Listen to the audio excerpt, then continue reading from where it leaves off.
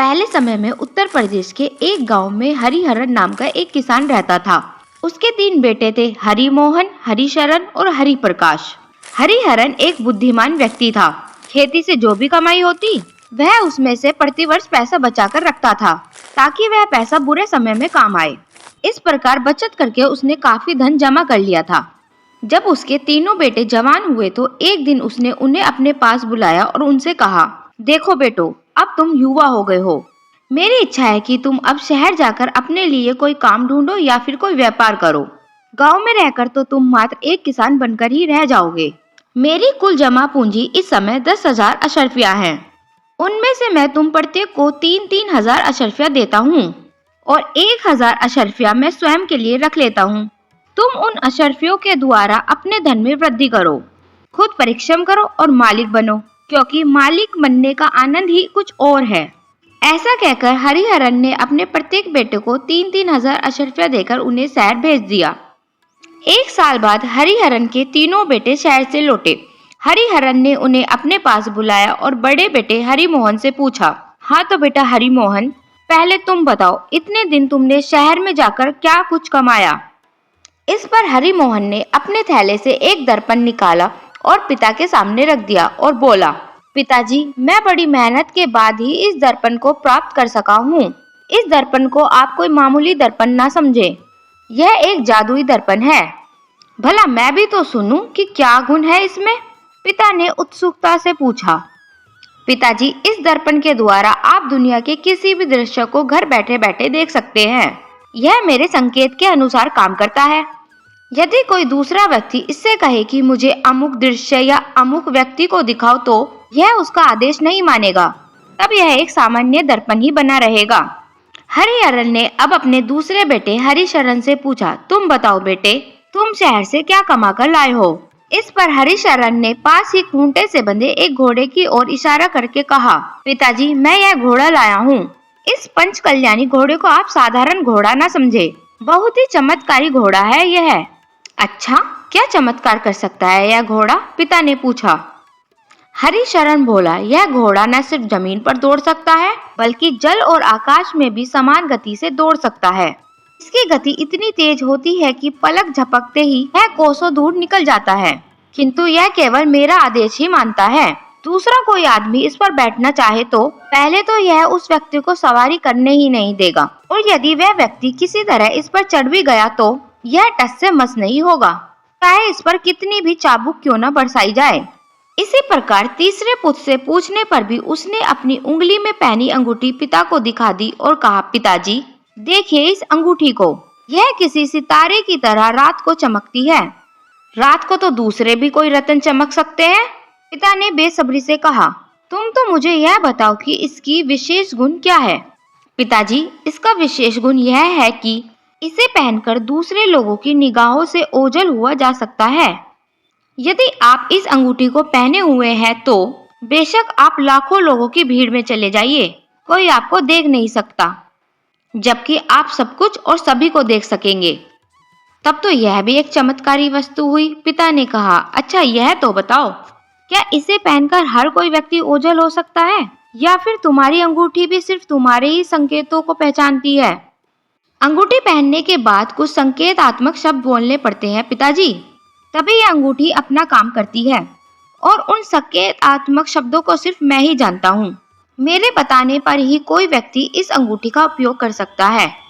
तीनों पुत्रों की लाई हुई चीजों को देखकर हरिहरन ने कहा, पुत्रों, तुम अद्भुत शक्तियों वाली इन चीजों को तो अवश्य लाए हो, पर मुझे यह बताओ, रोजमर्रा की जरूरत पूरी करने के लिए इनकी क्या उपयोगिता है? यह दर्पण, घोड़ा और यह अंगूठी धन कमाने में कैसे सहायक सिद्ध हो सकते हैं? मेरे विचार से तो यह चीजें बेकार ही सिद्ध होगी। इससे तो अच्छा था कि तुम शहर जाकर कोई व्यापार करते और खूब धन कमाकर घर लौटते। जिस समय हरिहरन अपने पुत्रों से बात कर रहा था, उसी समय उन्होंने गांव में ढोल बजने और फिर किसी के चिल्लाने की आवाज सुनी। तीनों उठकर घर से बाहर गए और यह जानने की कोशिश करने लगे कि यह ढोल किस लिए पीटा जा रहा है। कुछ ही देर बाद ढोल बजाने वाला एक ढिंढोरची उन्हें नजर आ गया।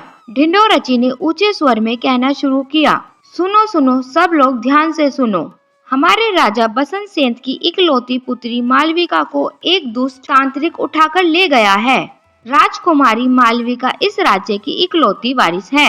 राजा का आदेश है कि जो कोई भी व्यक्ति उनकी परम सुंदरी बेटी मालविका को उस तांत्रिक के चुंगल से छुड़ा लाएगा, राजकुमारी का विवाह उसी व्यक्ति के साथ करा दिया जाएगा। इतना ही नहीं, उसे राज्य के एक सम्मानित पद पर सुशोभित किया जाएगा। ढिंढोरा सुनकर हरिहरन ने अपने पुत्रों से कहा, पुत्रों, तुम जो चमत्कारी चीजें लाए हो उन्हें आजमाने का यही सही समय है। अगर तुम उन चीजों की सहायता से उस तांत्रिक से राजकुमारी को मुक्त करा लाए तो फिर तुम्हें धन की कमी नहीं रहेगी। जाओ और राजा के इस कार्य को पूरा करने का प्रयत्न करो। तब तीनों भाई पिता के आदेश के उस कार्य को पूरा करने के लिए तत्पर हो गए।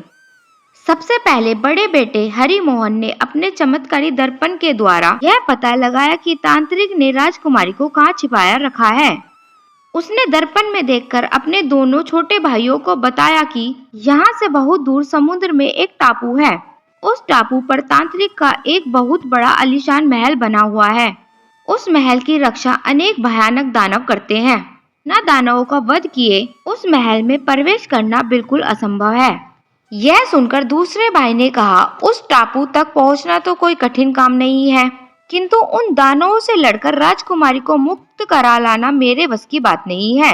मैं अपने चमत्कारी घोड़े पर बैठकर कुछ ही समय में वहां पहुंच सकता हूं। बस तो तुम इतना काम कर दो, तीसरा भाई बोला। शेष काम करना मेरा काम है। अब मैं अपनी अंगूठी पहनकर अदृश्य हो जाऊंगा और किसी को नजर में आए बिना राजकुमारी को अपने कंधे पर उठाकर महल की छत पर ले आऊंगा। तब तुम मुझे और राजकुमारी को अपने जादुई घोड़े पर बिठाकर यहाँ ले आना। निर्णय हो गया। बीच का भाई हरिशरण अपने छोटे भाई हरि प्रकाश को अपने घोड़े पर बैठाकर तांत्रिक के टापू की ओर उड़ चला। टापू पर तांत्रिक के महल के पास पहुंचकर दोनों नीचे उतरे। हरिशरण अपने घोड़े के साथ घनी झाड़ियों के बीच जाकर छिप गया ताकि किसी दानव की नजर उस पर ना पड़े, और छोटा भाई हरि प्रकाश अपनी जादुई अंगूठी की सहायता से अदृश्य होकर तांत्रिक के महल में प्रवेश कर गया। किसी ने उसे ना तो रोका और ना टोका।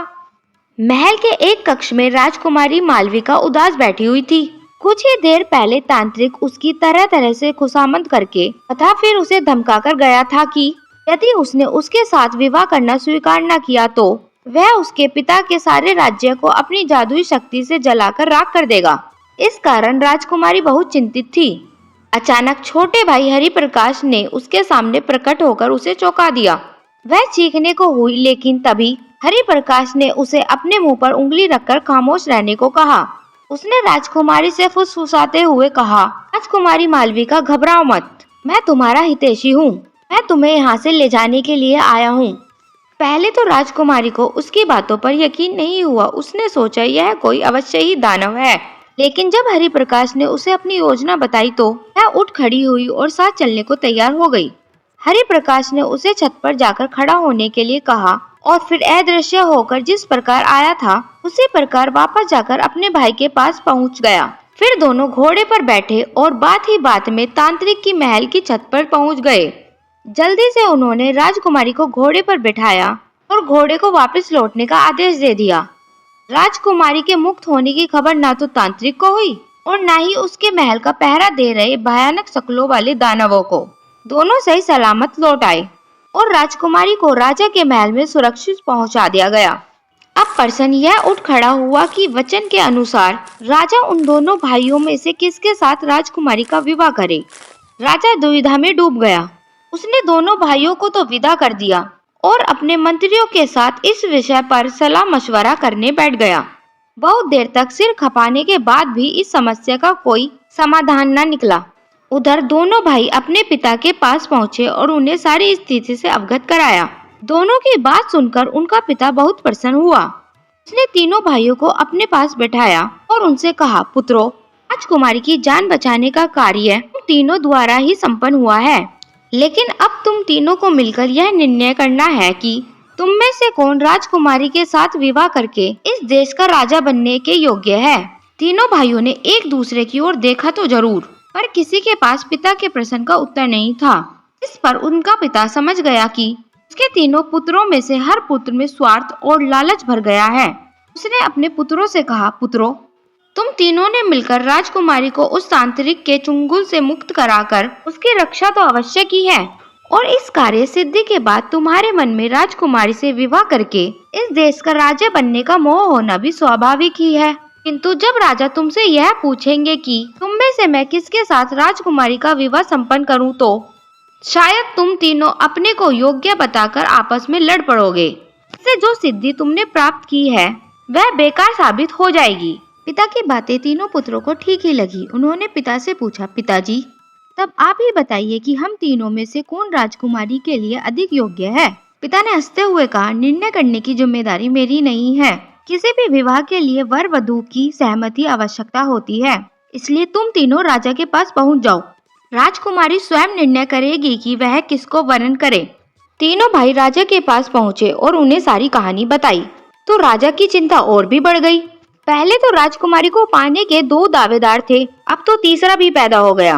बहुत सोच विचार के बाद अंत में राजकुमारी पर ही यह निर्णय छोड़ दिया गया। उसने राजकुमारी से कहा, बेटी, तुम बताओ इन तीनों में से किसके साथ तुम विवाह करना चाहोगी। राजकुमारी कुछ समय तक सोचती रही, फिर उसने कहा, पिताजी, इन तीनों भाइयों में से सबसे बड़ा भाई हरिमोहन है, इसलिए सबसे पहले उसका विवाह होना उचित है। के अतिरिक्त यह बात भी सोचनी चाहिए कि उसके अद्भुत शक्ति वाले दर्पण के कारण ही यह पता चला था कि मैं किस स्थान पर बंदी हूँ। अगर मेरा पता मालूम न हुआ होता तो दोनों छोटे भाइयों की सिद्धियां व्यर्थ सिद्ध होती। इसलिए मैं हरिमोहन के साथ विवाह करना चाहती हूँ। साथ ही मैं चाहती हूँ कि इनके पिता हरिहरन को राज्य के मुख्यमंत्री के पद पर नियुक्त किया जाए। उनके दोनों पुत्र हरिशरण और हरिप्रकाश राज्य कार्य में उनकी सहायता करें। ऐसा करने से राज्य की बहुत सी समस्याएं जल्दी ही हल हो जाया करेंगी और यह तीनों भाइयों के प्रति उचित न्याय भी होगा। राजकुमारी का निर्णय सुनकर तीनों भाई को बहुत संतोष हुआ। तब राजा ने बड़ी धूमधाम से अपनी बेटी का विवाह हरिमोहन के साथ संपन्न कर दिया और राज्य की सारी जिम्मेदारी उसको सौंप दी। इस प्रकार राजकुमारी की सूझबूझ से एक जटिल समस्या का समाधान हो गया। मुख्यमंत्री का पद पाकर हरिहरन को बड़ी खुशी हुई। उसकी सिखाई हुई शिक्षा पुत्रों के लिए हितकर साबित हुई थी। दोस्तों, अगर आपको हमारी कहानी अच्छी लगे तो हमारे चैनल को लाइक कीजिए, शेयर कीजिए और सब्सक्राइब कीजिए।